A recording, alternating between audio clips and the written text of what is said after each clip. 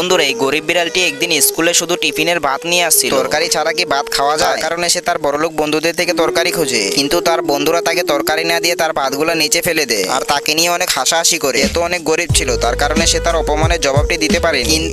কিন্তু এখন থেকে বিড়াল একটি জিদ ধরে বসে। বিড়ালের আশা এখন থেকে অনেক পরিশ্রম করবে আর তার স্বপ্ন সে একদিন অনেক বড়লোক হবে। কিন্তু সমস্যা হলো একটাই, বিড়াল এই কাজ করে শুধুমাত্র অল্প কিছু টাকা পেত, আর এই টাকা দিয়ে আমার আপনার পক্ষে কোনোভাবেই বড়লোক হওয়া সম্ভব না। কিন্তু বিড়াল ছিল অনেক জিদ্দি, এ জিদ ধরে বসে এই কাজ করে বড়লোক হবে। সো বন্ধুরা, এই অল্প কিছু মজুরিতে কাজ করে বিড়াল কি পারবে তার স্বপ্ন পূরণ করতে? তাহলে চলুন দেখা যায় বিড়াল তার স্বপ্নটি পূরণ করার জন্য অনেক কঠোর পরিশ্রম করে। পরিশ্রম করতে করতে কখন যে তার এতগুলো টাকা জমে যায় সেটা তার কল্পনার বাইরে। সো বন্ধুরা, বড়লোক হয়ে যাওয়ার পর সে চলে যায় কোটটাই কেনার জন্য। কোটটাই কিনে নেওয়ার পর সে চলে যায় একটি বার্গারের দোকানে। সো বার্গারের দোকানে যাওয়ার কারণ হচ্ছে সে খাবারের জন্য অপমানিত হয়েছে, তার জন্য সে অনেক দামি একটি বার্গার কিনে নেয়, যেটি দিয়ে সে তার বন্ধুদের অপমানের জবাব দিতে পারবে। কিন্তু ততদিনে তারা অনেক গরিব হয়ে যায়।